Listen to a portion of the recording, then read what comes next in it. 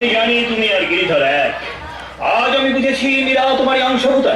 আমি তাকে ফিরিয়ে আনতে বৃন্দাবন যাচ্ছি মা। এই হিংসার তরবারি আমি তোমার পায়ে রাখলাম। আমাকে আশীর্বাদ করো, আমি যেন মীরাকে মেবারের মাটিতে ফিরিয়ে আনি। সে সুযোগ তুমি পাবে না রাজা।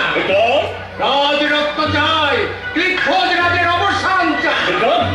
ভাই হয়ে পবিত্র মন্দিরে তুই ভাইয়ের বুকে রক্তপাত করতে এসেছিস।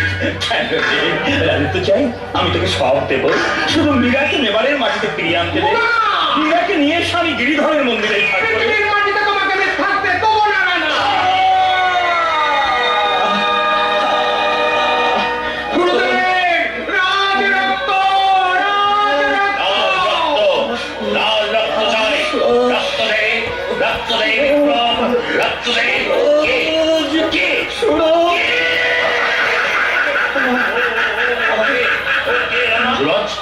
সুরজ, আমার জপ তপ ব্রাহ্মণত্ব আমি সব থেকে দেবো, তুই শুধু আমার থাক। কথা বল সুরজ, কথা বল।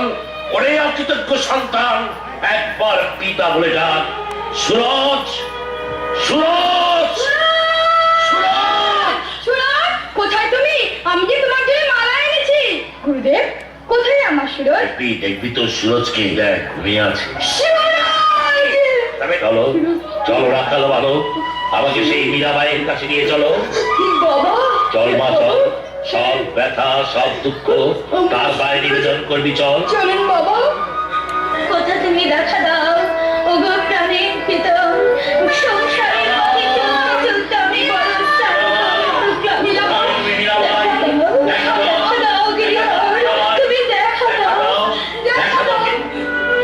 গুরুদেব।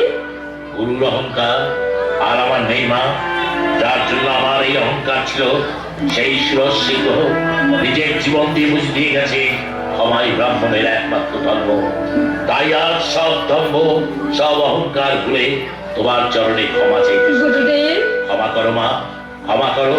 তোমার অধম সন্তানকে তুমি ক্ষমা করো। গিরিধর, তুমি গুরুদেবের মনে শান্তি ফিরিয়ে দাও। গিরিধর, এইবার ফিরে চলো মা, তোমার মেবারেই তুমি ফিরে চলো। কিন্তু আমি তো দ্বারকা ছেড়ে, রণছোড়জিকে ছেড়ে সংসারে পঙ্কি লাভতে আর ফিরে যেতে পারি না গুরুদেব। যেতে তোমাকে হবেই। আর কথা যদি না রাখো, আমি আমরণ অনশন করে পড়ে থাকবো। শুনতে পাচ্ছি সবাই, কালের বাসে আমাকে ডাকছে। গিরিধরের অনুমতি নিয়ে আসি। প্রভু মরে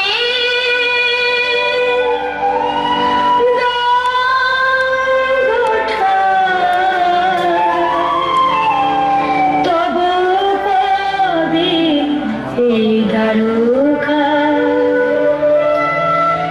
যেথা